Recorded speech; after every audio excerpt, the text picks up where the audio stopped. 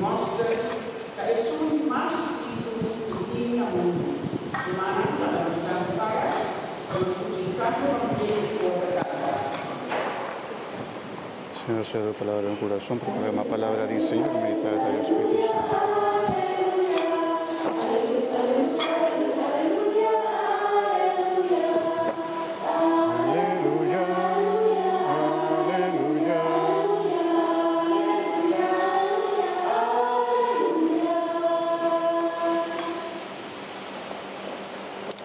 Senhor, seja convosco. Y vos, Espíritu.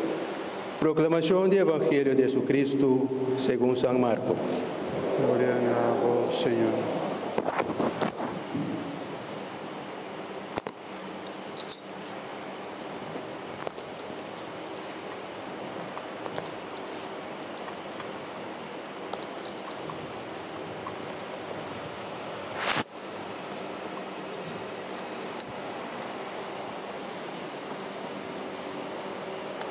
Dengue tempo allá, Jesus estava da vista gente não que estava a seguir.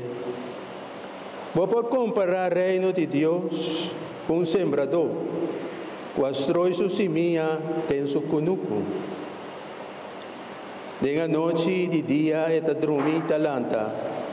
A semente está spread e cresce, mientras não sabe de que maneira. Terra da produzir a cosecha de mês, promete plante verde da sali, depois da saca da puxi, e depois a pepita de trigo, da llena e da puxi. Ora a pepita não está hecho, mesora é quando quero da passa machete, e cap e mata não, para sobra tempo de cosecha a chega. Jesus estava da visa. O que conosco por comparar o reino de Deus? A que parábola nos lo por presente? Esta passa semente de mostarda. Ora está sembrada inteira, está semente de mais chiquito que tem no mundo. Pero ora está sembrada, está spread e está cresce. Esta vira mais grande que tu mata não de hofe. E esta saca ataque grande, assim na grande. Que para não de chelo, outra não nasce de sua sombra. Que outra parábola maneira são aqui. Jesus estava anunciando a palavra, segundo não pode compreender isso aqui. E não estava da papel que não sem usa parábola. Mas ora estava só para os discípulos não.